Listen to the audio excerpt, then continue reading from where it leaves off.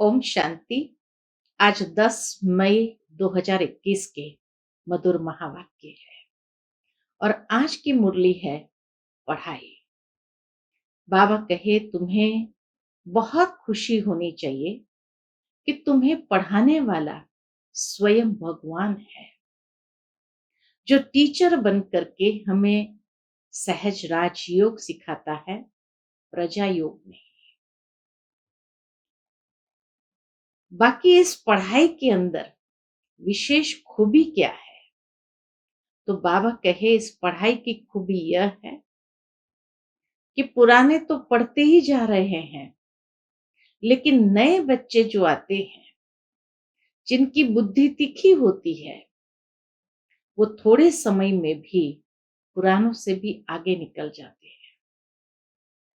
कई बार कई बच्चे सोचते हैं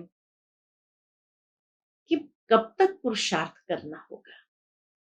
तो बाबा कहे जब तक तुम कर्मातीत अवस्था को पा न लो, जब तक सारे हिसाब किताब को चुकतू न कर लो, तब तक पुरुषार्थ करते ही रहना है। बाकी ये अनोखा स्कूल है, जिस अनोखे स्कूल में परमधाम से परमात्मा आते हैं टीचर बन करके बच्चों को पढ़ाने के लिए। श्री कृष्ण को न बाप कह सकते हैं, न टीचर कह सकते हैं और न ही सतगुरु कह सकते हैं।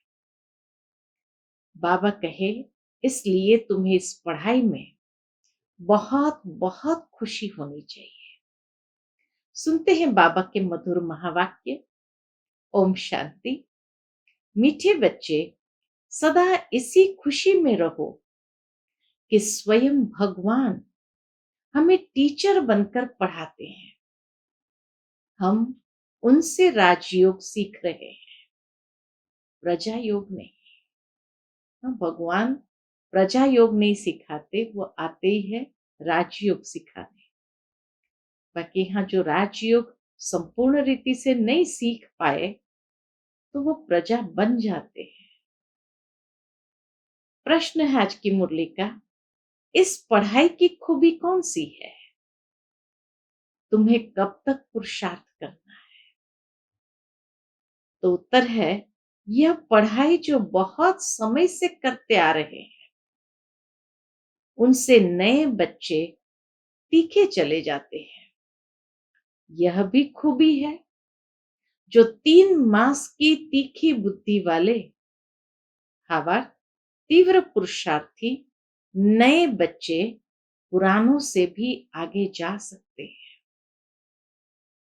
तुम्हें पुरुषार्थ तब तक करना है जब तक पूरे पास न हो, कर्मातीत अवस्था न हो, सब हिसाब किताब छूट न जाए। ओम शांति। बच्चे कहाँ बैठे हैं? बेहद के बाप के स्कूल में। नशा रहता है कि हम कहाँ बैठे हैं? बेहद के बाप के स्कूल में।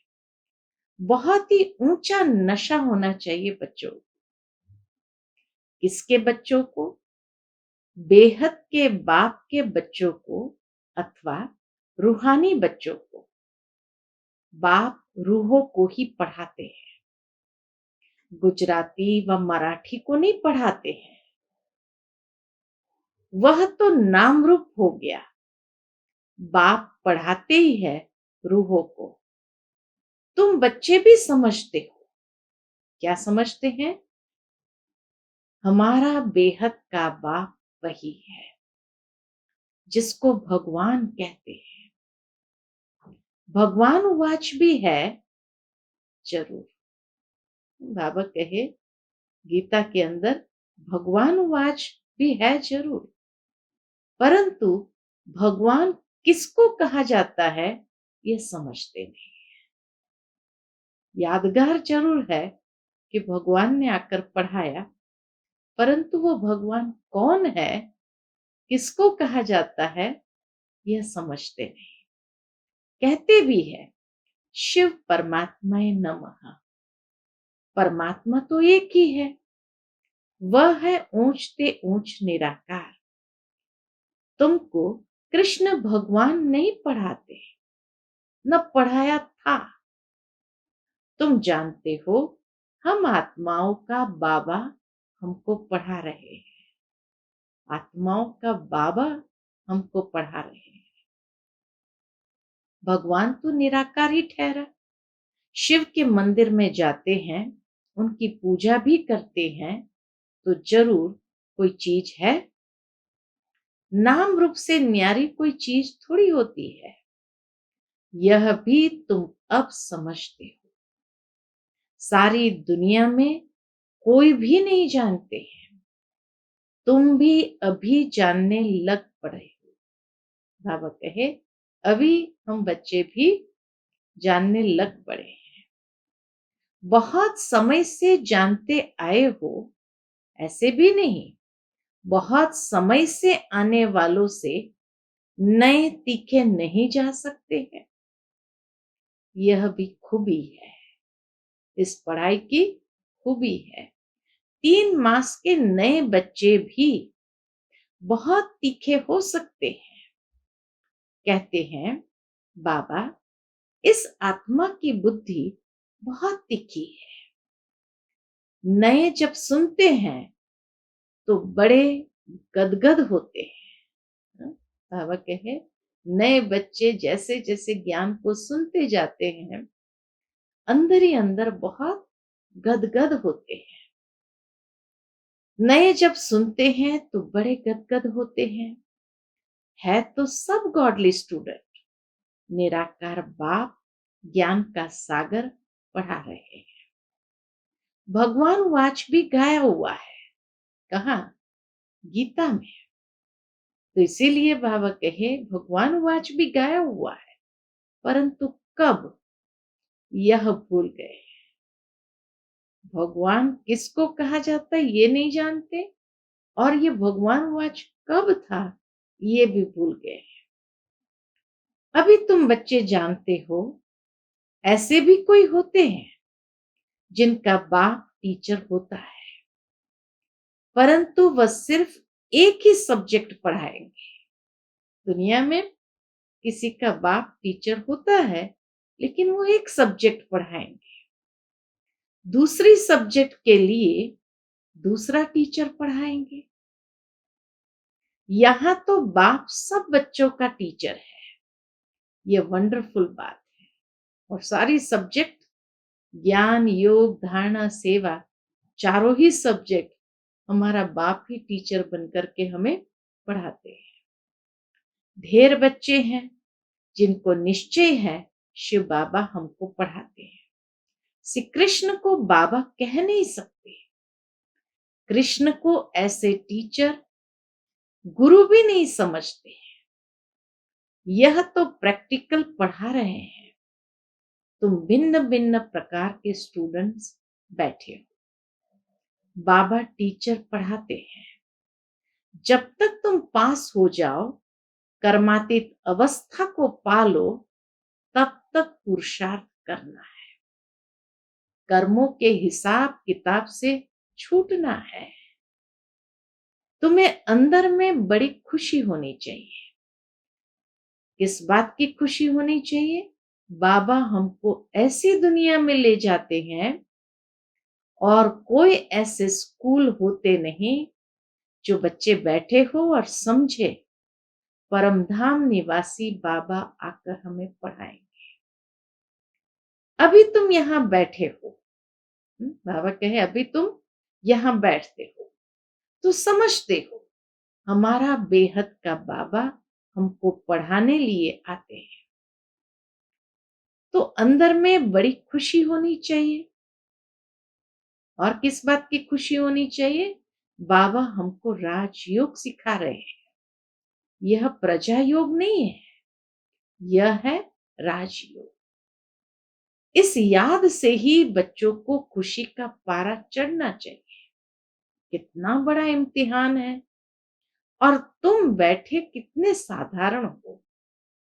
जैसे मुसलमान लोग बच्चों को दरी पर बैठ पढ़ाते हैं, तुम इस निश्चय से यहाँ आते हो। अब बाप के सम्मुख बैठे हो, बाबा भी कहते हैं, मैं ज्ञान का सागर हूं, मैं कल्प कल्प आकर राजयोग सिखाता हूं। कृष्ण के 84 जन्म कहो व ब्रह्मा के 84 जन्म कहो, बात एक ही है। ब्रह्मा सो श्री कृष्ण है, ये बुद्धि में अच्छी रीति धारण करना है। बाप के साथ बड़ा लव रहना चाहिए। इस पढ़ाई में बाप के साथ बड़ा लव रहना चाहिए। हम आत्माएं उस बाप के बच्चे हैं। परम पिता परमात्मा आकर हमको पढ़ाते हैं। कृष्ण तो हो न सके, ऐसे थोड़ी कृष्ण ने पढ़ाया होगा, ताज आदि उतार कर आया होगा। अब पढ़ाने वाला तो बुजुर्ग चाहिए, अनुभवी चाहिए। बाप कहते हैं, मैंने बुजुर्ग तन लिया है, ये फिक्स है। शिव बाबा ब्रह्मा द्वारा ही पढ़ाते हैं, कहते भी है बरोबर परम पिता परमात्मा ब्रह्मा द्वारा स्थापना करते हैं। अब ब्रह्मा कहां से आया, ये समझते नहीं। बाबा कहे, ये समझते नहीं है। बाप बैठ घड़ी घड़ी बच्चों को सुजाग करते हैं, माया फिर सुला देती है। अब तुम सन्मुख बैठे हो, समझते हो कि मैं तुम्हारा रूहानी बाप हूं, मुझे जानते हो ना। गाते भी है, परम पिता परमात्मा ज्ञान के सागर है, पतित पावन दुखहर्ता सुख करता है। कृष्ण के लिए ये कभी नहीं कहेंगे। सबको इकट्ठा तो पढ़ा नहीं सकते। मधुबन में मुरली चलती है, वह फिर सब सेंटर्स पर जाती है।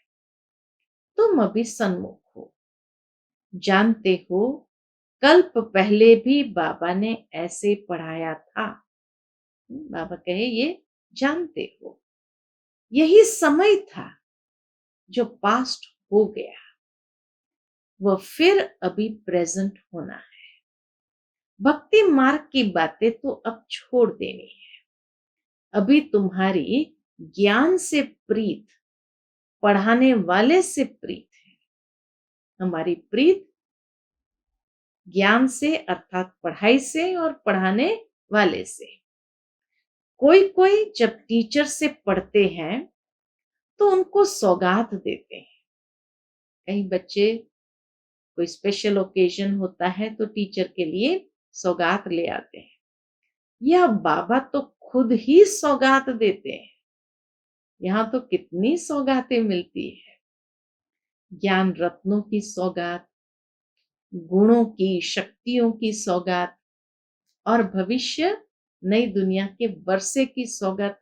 कितनी सौगात मिलती है, वो भी एक जन्म नहीं, 21 जन्म के लिए। यह बाबा तो खुद ही सौगात देते हैं। यहाँ आकर साकार में बच्चों को देखते हैं। ये हमारे बच्चे हैं, यह भी बच्चों को ज्ञान है। सोचने की बात है कि परम धाम में बाबा के इतने समीप हम होते हैं, लेकिन फिर भी बाबा देख नहीं सकते, न हम बाबा को देख सकते, क्योंकि आंखें ही नहीं है तो कैसे देखेंगे। और इसीलिए 5000 साल के बाद जब बाबा परमधाम से आते हैं ब्रह्मा के तन में, तो उन आंखों से हम बच्चों को देखते हैं तो बाबा को भी कितना प्यार आता है। यहाँ आकर साकार में बच्चों को देखते हैं। ये हमारे बच्चे हैं, यह भी बच्चों को ज्ञान है। सब 84 जन्म नहीं लेते हैं, कोई का एक जन्म, तो भी उसमें सुख दुख पास करेंगे। अभी तुम इन सब बातों को समझ गए। ये मनुष्य सृष्टि का सीजरा है। पहले नंबर में है ब्रह्मा सरस्वती, आदिदेव आदि देवी। पीछे फिर अनेक धर्म होते जाते हैं, वह है सर्व आत्माओं का बीज, बाकी सब है पत्ते। प्रजापिता ब्रह्मा सबका बाप है। इस समय प्रजापिता हाजिर है। यह बैठ शूद्र से कन्वर्ट कर ब्राह्मण बनाते हैं। ऐसे कोई कर न सके। कन्वर्ट करना, शूद्र से ब्राह्मण बना देना, ये किसी मनुष्य की ताकत नहीं है। बाप ही तुमको शूद्र से ब्राह्मण बनाए, फिर देवता बनाने लिए पढ़ा रहे हैं। यह है ही सहज राजयोग की पढ़ाई। राजा जनक ने भी सेकंड में जीवन मुक्ति को पाया, अर्थात स्वर्गवासी बन गया। मनुष्य गाते तो रहते हैं, परंतु फिर भी समझा नहीं सकते। अब बाप कहते हैं, बच्चे देही अभिमानी बनो। तुम अशरीरी आए थे, फिर शरीर लेकर पाठ बजाया, बरोबर 84 जन्म लिए हैं। बाप जो ट्रुथ है वह सत्य ही बताएंगे। राजधानी हुई ना, राजयोग एक थोड़ी सीखेंगे। तुम सब अभी कांटों से फूल बन रहे। ये राजयोग सीख करके कांटों से फूल बन रहे हो। कांटा और फूल किसको कहते हैं, यह भी अब तुम समझ रहे हो। बाबा कहे, कांटा किसको कहा जाता, फूल किसको कहा जाता, यह भी अब तुम समझ रहे हो। यह है ही छींची कांटों की दुनिया। हम 84 जन्म का चक्कर लगाए नरकवासी हुए।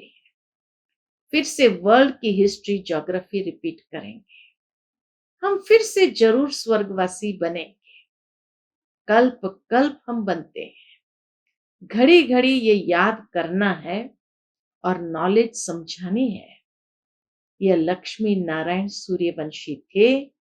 क्राइस्ट आया, उनके पहले बहुत थोड़े थे। क्राइस्ट से पहले बहुत थोड़ी आत्माएं थी। राजधानी नहीं थी।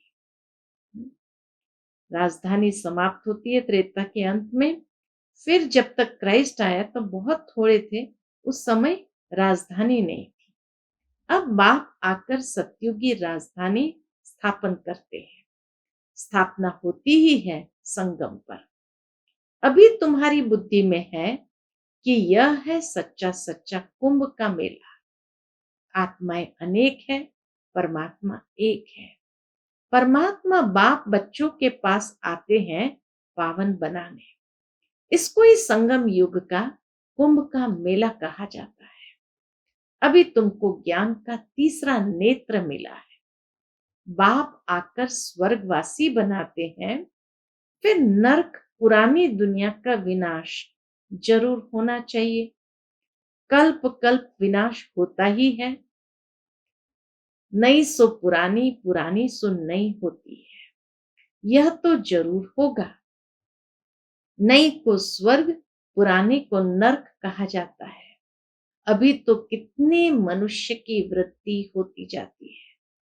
अनाज नहीं मिलता है तो समझते हैं हम बहुत अनाज पैदा करेंगे, परंतु बच्चे कितने पैदा होते रहते हैं, अनाज कहाँ से लाएंगे। लाखों की संख्या में हर साल कितने पैदा होते हैं। अभी तुम बच्चों को यह खातरी है कि ये सारी पुरानी दुनिया खत्म होनी है। मनुष्य को यह ज्ञान अच्छा भी लगता है, परंतु बुद्धि में कुछ भी बैठता नहीं है। तुम्हारी बुद्धि में है नरक के बाद स्वर्ग आएगा। सतयुग के देवी देवता होकर गए हैं। यह लक्ष्मी नारायण भारत के मालिक थे। चित्र है, सतयुग में है आदि सनातन देवी देवता धर्म। अभी अपने को देवता धर्म के कहलाते नहीं, उसके बदले हिंदू कह देते हैं।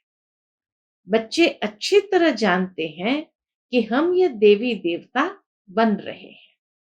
बाबा हमको पढ़ा रहे हैं इन ऑर्गन्स द्वारा। बाबा कहते हैं, नहीं तो मैं तुमको पढ़ाऊं कैसे। आत्माओं को ही पढ़ाते हैं, क्योंकि आत्मा में ही खाद पड़ती है। अभी तुमको सच्चा सोना बनना है। गोल्डन एज से सिल्वर एज में आए, अर्थात चांदी की खाद पड़ने से तुम चंद्रवंशी बन जाते हो। सतयुग में गोल्डन एज में थे, वही फिर नीचे उतरते हैं, फिर वृद्धि भी हो जाती है।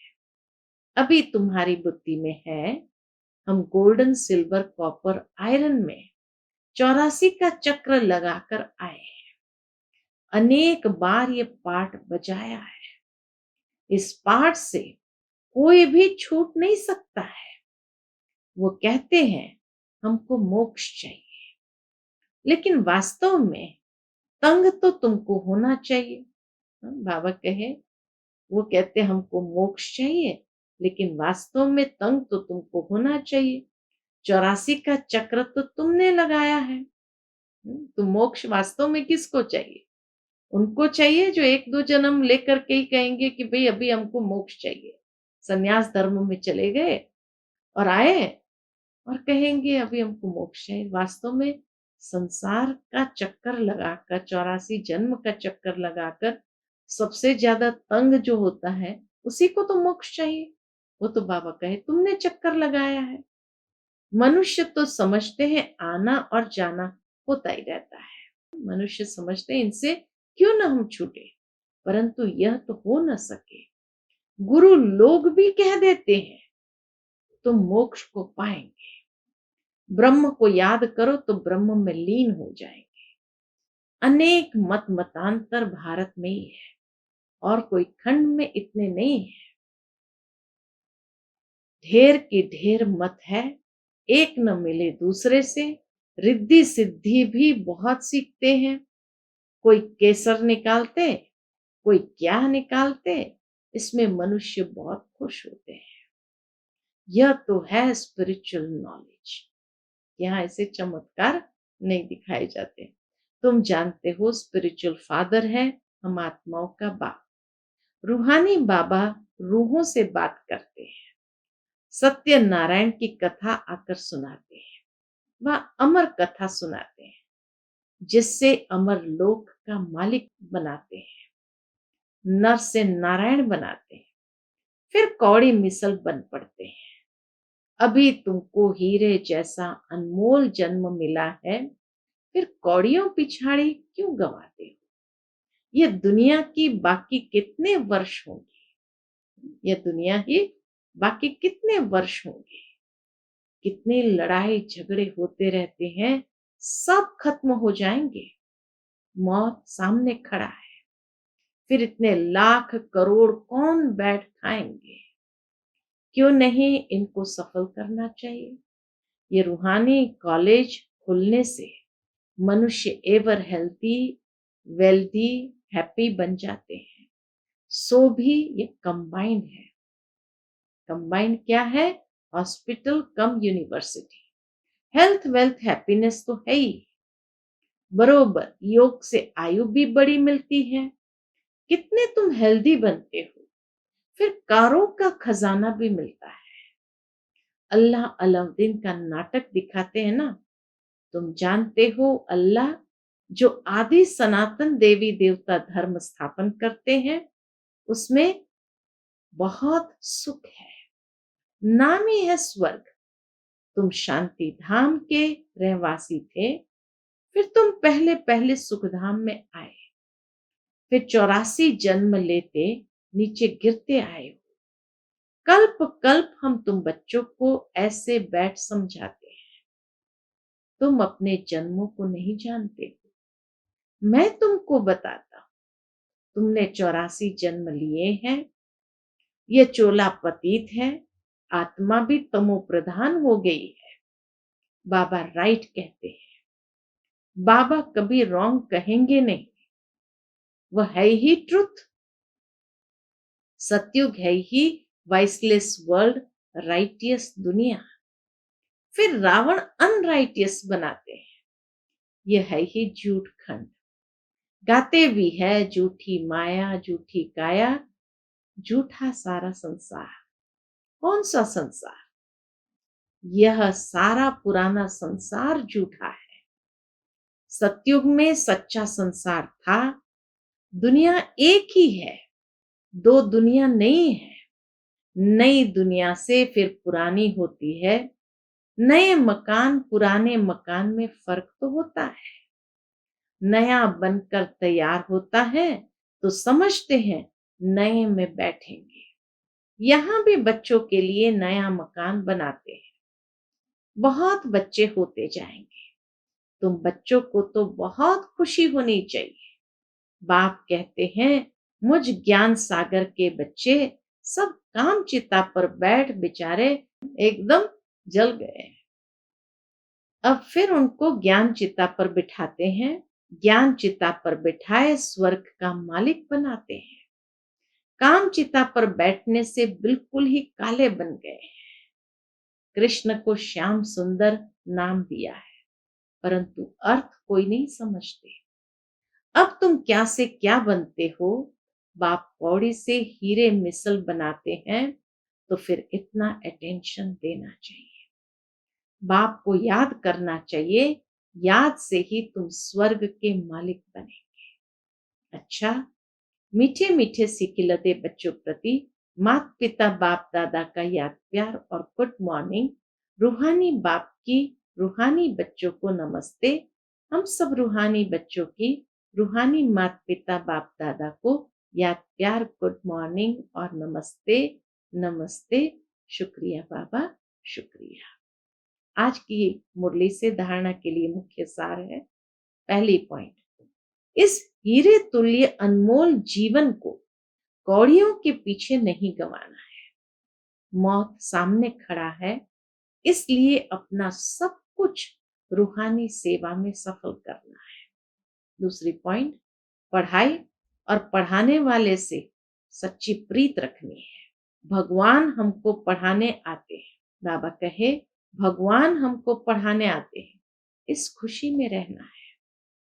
आज का बाबा का मधुर वरदान है, अधिकारीपन की स्मृति द्वारा सर्व शक्तियों का अनुभव करने वाले प्राप्ति स्वरूप भव। अधिकारीपन की स्मृति द्वारा सर्व शक्तियों का अनुभव करने वाले प्राप्ति स्वरूप भव। यदि बुद्धि का संबंध सदा एक बाप से लगा हुआ रहे तो सर्व शक्तियों का वर्षा अधिकार के रूप में प्राप्त होता है। जो अधिकारी समझकर हर कर्म करते हैं, उन्हें कहने व संकल्प में भी मांगने की आवश्यकता नहीं रहती है। यह अधिकारीपन की स्मृति ही सर्व शक्तियों के प्राप्ति का अनुभव कराती है। तो नशा रहे कि सर्व शक्तियां हमारा जन्म सिद्ध अधिकार है। अधिकारी बनकर के चलो तो अधीनता समाप्त हो जाएगी। आज का बाबा का स्लोगन है, स्वयं के साथ साथ प्रकृति को भी पावन बनाना है तो संपूर्ण लगाव मुक्त बनो। स्वयं के साथ साथ प्रकृति को भी पावन बनाना है तो संपूर्ण लगाव मुक्त बनो। अच्छा, ओम